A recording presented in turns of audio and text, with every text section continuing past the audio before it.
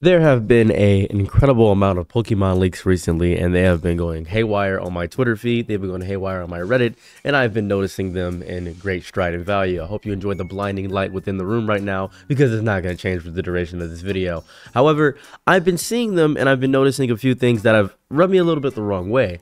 I've seen people say Tysplosion is a PDF file, and I've been seeing Artillery and all their freaks, and Rapidash is freaks, and oh my goodness, they're horrible. And I've read them all now. At the current moment, I have read every single one of them, and they remind me of Bible myths, if I could phrase them lightly. There are other leaks outside of the obvious freaky stuff, but people only want to talk about the freaky stuff. But I am going to go over a few things about the other leaks. There is the sprite data that got released of the other sprites of what they were supposed to be, the beta sprites of what they were going to be, and some Pokemon that we've never seen before, which look really nice, and I appreciate that.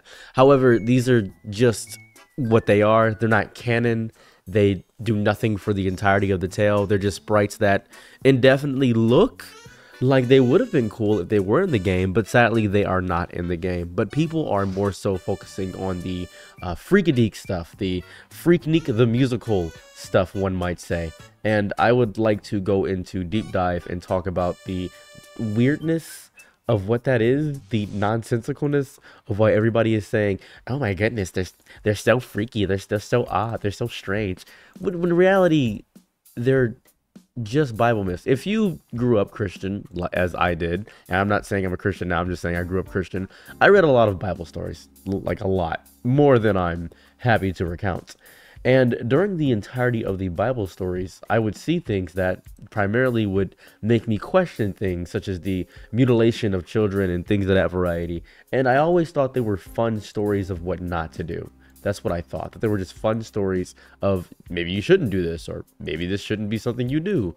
So we'll talk about those in a second. But there's also the creation hierarchy, in which the beginning it starts with Us, who is Arceus, and then the Dialga, and then Palkia, who is Ed, and Asloff, and then Zapdos goes into Alzoth thing, Mesprit goes into the Regice, and then the Rai goes into the Suicune Raikou, and there's even talks of Tyranitar, Gyarados, and Dragonite being somewhere on the hierarchy within this. And for some reason, Gordon, Sean, don't know who Sean is. There's all these other things. Metagross is somehow in the legendary hierarchy, which is really cool, but this isn't officially canon, as it hasn't been officially put in the game yet. This is just an idea of how to make the legendaries. This is a hierarchy. I'm sure there's going to be more, as there are other things like Yveltal and Zygarde, which don't really fit into this right here, but there's more than that. A lot of people have been taking this as absolute objective fact, because when someone sees a leak, they see the first thing. People have this tendency to have this thing in their mind. When they see the first thing in their mind, they say, oh, this is the first thing. This is the first thing I've ever seen. This must be true. When they don't want to recorrect their logic with new things. That's the big issue. Just because it's a leak doesn't mean it's the official thing. It's not the official way it's supposed to come out. That's not how it operates. So let's talk about this story. Let's talk about it. Right here is the central Pokemon leak of the lore of what happened. I'm going to read them all off, and you tell me how you feel about them in the comment section down below. Original sin based on the Pokemon current world. In the distant past, when the boundary between Pokemon and humans was still blurred, there was a woman and her companions. Every day they were bored, so they would often catch Slackoth living in the forest nearby. They played cruel games with the captured Slackoth, destroying them, annihilating them, mutilating them, cutting off their ears, things of that variety. One day, the woman was walking alone in the forest and saw a Slackoth hanging from a tree. She climbed the tree to catch it, but slipped and injured herself. At that moment, a Vigoroth appeared. This Vigoroth had a torn ear. The woman, startled, tried to flee, but her injured leg hurt too much, and she couldn't move. The Vigoroth with the torn ear suddenly attacked her. When it saw her, the woman lost consciousness. She awoke. She was in an unfamiliar place. Before her lay a clear lake surrounded by trees, from which many Slackoth and Vigoroth were hanging. All the Pokemon bore wounds somewhere on their bodies, marks left by the woman and her companions. Upon closer inspection, she noticed that some of the Slackoth hanging from the trees were corpses. They were the very Slackoth that the woman and her friends had killed and discarded. The Slackoth were throwing those corpses into the lake. Terrified, the woman tried to run away, but a Slaking appeared. This Slaking also had a torn ear. The woman realized that this was the very same Vigoroth she had seen earlier, and the fear overwhelmed her. causing her to faint once more. When the woman regained consciousness, she found herself at the entrance of the forest, near her home, surrounded by her friends. They carried her back to the house. Sometime later, the woman gave birth to a child, but it wasn't a human child. It was a slack-off. She intended to abandon it, but couldn't bring herself to do so. She stopped meeting with her friends and decided to raise a slack-off. One day, her friends, concerned about her, visited the area near her home. They found a slack-off sleeping there, the child of the woman. As they always did, they caught the slack-off, destroyed it, annihilated, hid it in the chest, and then they took his corpse and headed to the woman's house. When she saw the slain slack-off, the woman was overwhelmed with sorrow. She grabbed the slack-off's body and ran deep into the forest. Her friends, shocked, chased her. As they ventured deeper into the forest, the surroundings suddenly opened up, and they found the same clear lake from before. Around the lake were many slack-off and vigoroth. The woman stood before the lake, and holding the lifeless body of the slack-off, she threw her body and herself into the water. Afterwards, the woman's friends began to treat slack-off as companions, just as she had in her final moments. This story is wild and wacky and a bit crazy, involving things of taking lives and things of assault. Yeah, that's psychotic, but this is basically a Bible myth. This is basically a Bible myth of why we now treat slack-off as friends. This is just a Bible myth. I don't see how people are interpreting this as, oh, this is the worst thing ever. This is, to me, a Bible myth. This is what it has always been, a Bible myth. And I don't hate this. I don't even view it as that bad, realistically. I really don't. This isn't even that bad. But people are taking this as objective fact when it comes to how the Pokemon lore is integrated and how it's supposed to be and how it's supposed to happen. This is an objective fact, but it is a nice creation myth. Same with the next story, which is about Ursaring. So let's talk about this one. This one is actually one of my favorites. I like this one a lot. The collapse of culture and relationships. There was a time when the boundary between Pokemon and humans were blurred. In a coastal village, there was a man. One day, as he was walking along the shore, he found a female octillery washed up on the beach.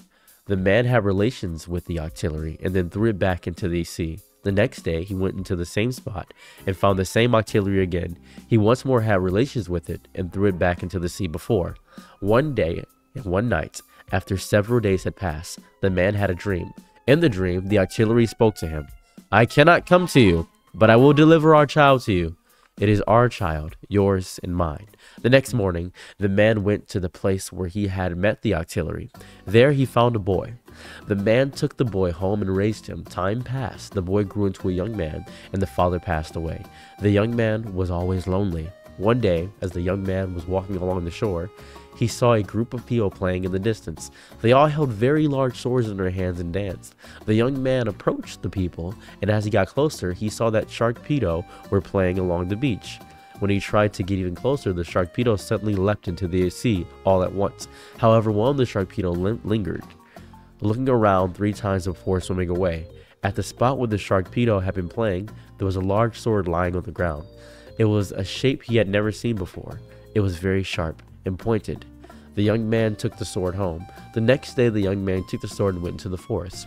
While walking through the forest, he encountered an Ursaring. He tried slashing at the Ursaring's mouth with the sword, and the mouth was easily severed. Next, he stabbed at the Ursaring's eyes, and they were easily pierced. Finally, the young man thrust the sword into the Ursaring's chest, and the Ursaring lost his life effortlessly. That day, the young man destroyed 30 Ursaring. After that, he always carried the sword with him, playing by injured Pokemon he encountered or cutting off their parts of their bodies. One autumn, while the young man was searching for firewood, he lost his way. After walking for a while, he stumbled upon an Ursaring's den. Inside, there was an elderly Ursaring lying down. The elderly Ursaring looked at the young man and said, "Come inside." The young man hesitated, but as it was getting dark outside, he entered the den. Before long, people began to enter the den, one after another, filling the room completely. Looking closer, he saw that all the people had scarred faces, and some were icing their eyes. They were chatting among themselves, but the young man ignored them and fell asleep. At one point, he woke up to find the elderly Ursaring lying beside him. He fell asleep. When he awoke once more, there were many people around, talking about something again. The man ignored them and went back to sleep. When spring arrived, the elderly Ursaring spoke. "Do you want to go home? Then I shall send you home. When you return, a well-lord will soon be found near the village. Go there, We will send a man. You must leave the sword behind and bring a witness. Why did you do such things? Cutting faces and slicing off noses. The elderly Ursaring escorted the young man back to the village. Upon his return, the young man recounted everything that had happened to the villagers. The following morning, the young man took some villagers with him and headed to the shore. As they were walking along the coast, they found a large warlord. Nearby on the beach was a teddy ursa. When it noticed the young man, the teddy ursa hid in the forest, and a large ursaring came out in its place. As the ursaring charged at him, the young man tried to draw the sword he had hidden, but it got stuck, and he couldn't pull it out. So he rushed at the ursaring with his bare hands. The young man and the ursaring grappled, punching each other's faces. They strangled each other with all their might. And so they choked each other to the bitter end, collapsing on top of one another. The villagers went back and told others what they had seen. I love this one because I genuinely don't understand it.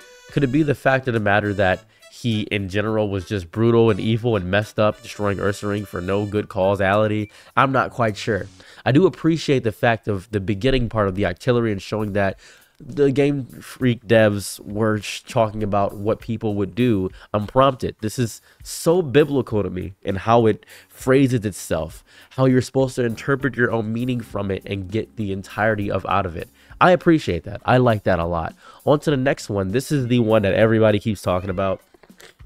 This is the big story. Everybody's talking about the Tysplosion one. So I'm just going to read the Tysplosion one to you. The relationship between humans and Pokemon. Human-like ways of thinking. Long ago, when the boundary between Pokemon and humans was unclear, there was a village somewhere. One day, a girl from that village went into the mountains to gather firewood.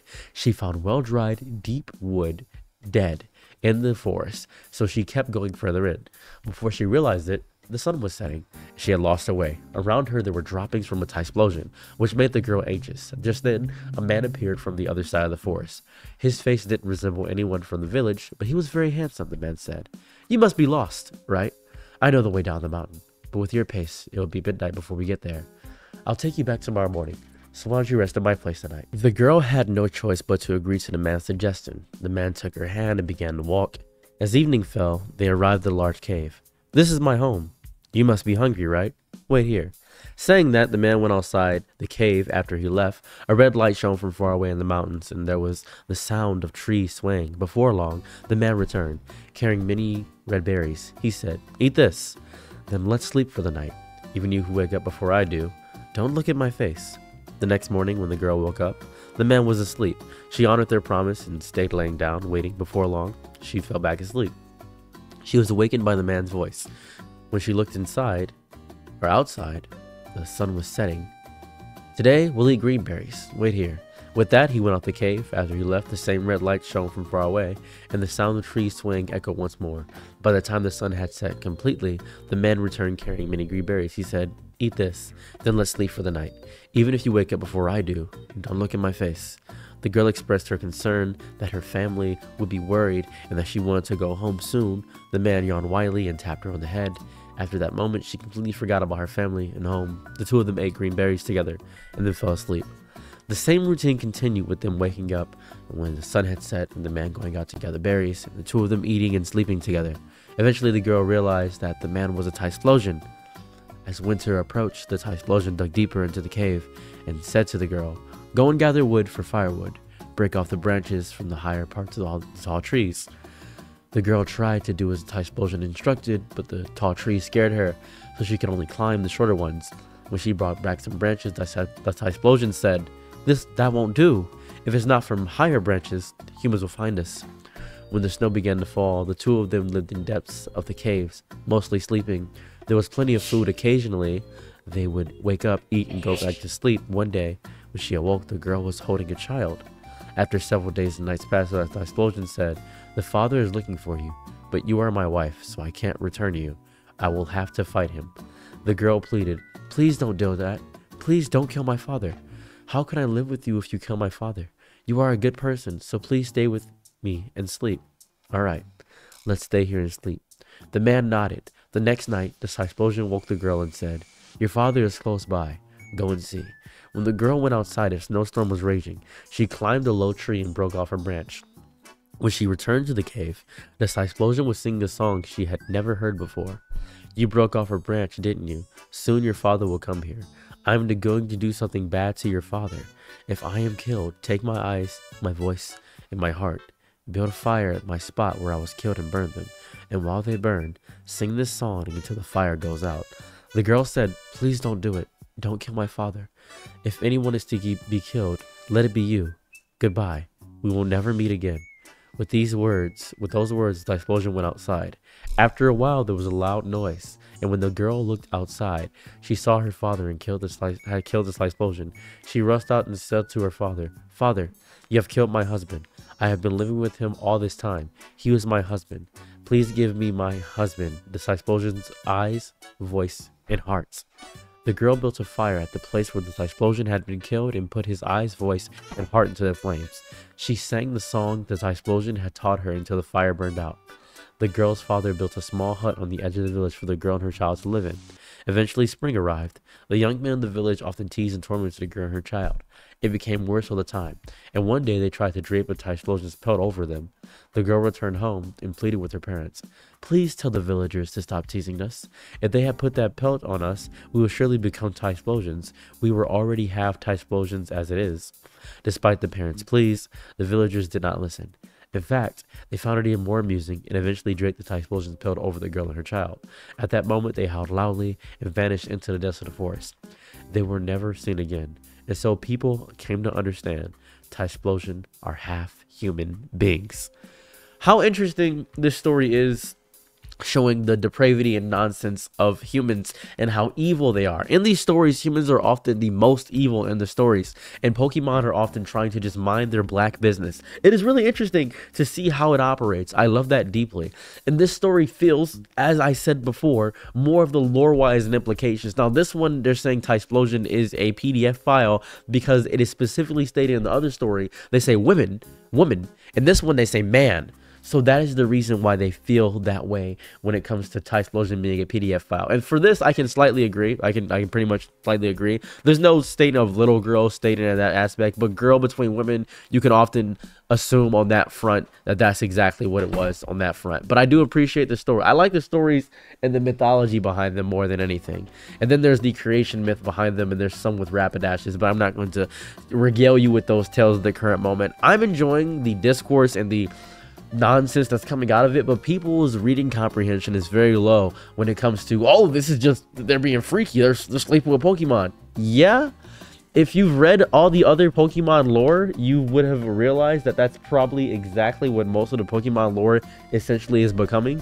It is that always. There is how Hauntars would torture children, and how some, I think it was Hypnos, make them have nightmares unbeknownst to them. There's so much nonsense with the Pokemon lore, but the actuality of Pokemon is not as crazy as that. But the lore has always been psychotic and crazy. I have always read up on the Pokemon lore because it's always been psychotic and crazy. I don't feel like this is that big of a deal, but I do appreciate the creation myths behind these, and I appreciate the lore implications of how biblical it feels. If you're curious or have your own opinions, let me know how you feel in the comment section down below. If you enjoyed this video, you know, subscribe, be here. But yeah, I don't do Pokemon content that often. I just talk about stuff I like. Bye.